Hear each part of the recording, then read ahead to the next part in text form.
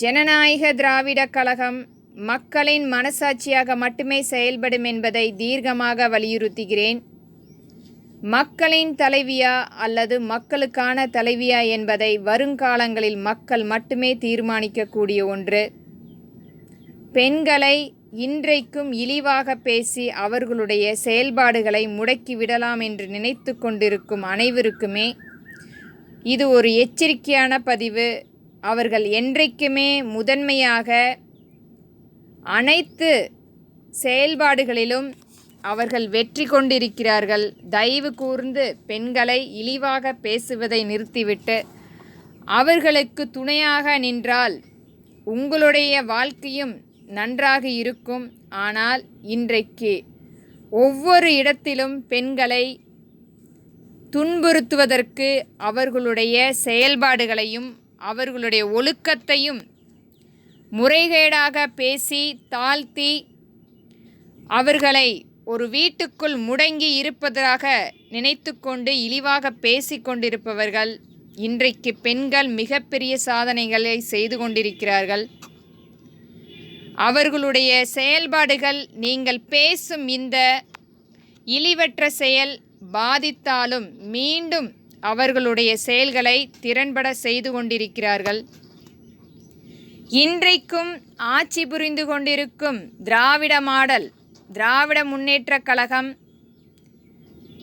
கல்வித்துறையில் மிகப்பெரிய மாற்றத்தை செய்துவிட்டோம் என்று ஆங்காங்கே அவர்கள் செயல்பாடுகளில் பேசிக்கொண்டிருக்கிறார்கள். ஆனால் அது வெறும் வார்த்தையாக மட்டுமே இன்றைக்கும் செய்து கொண்டிருக்கும் இந்த திராவிட மாடல் திராவிட முன்னேற்றக் கழகம்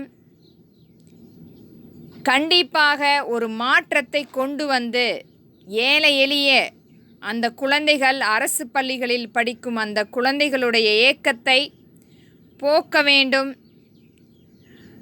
உங்களுடைய காலை உணவு மதிய உணவு திட்டத்தை கண்டிப்பாக நாங்களும் ஏற்றுக்கொள்கிறோம். ஆனால் நீங்கள் கொடுத்து கொண்டிருக்கும் அந்த வெறும்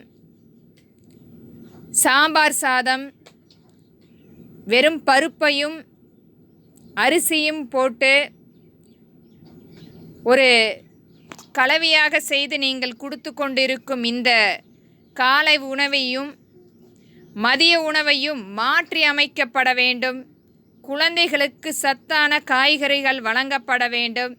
பால் தயிர் போன்றவற்றை அவர்களுக்காக கொண்டு வந்து செயல்பாட்டில் கொண்டு வந்து செயல்படுத்தப்பட வேண்டும். அது மட்டுமில்லை, அக்குழந்தைகளுக்கு பள்ளிகளுக்கு சென்று வர அரசு பள்ளி பேருந்து அமைத்து கொடுக்கப்பட வேண்டும்.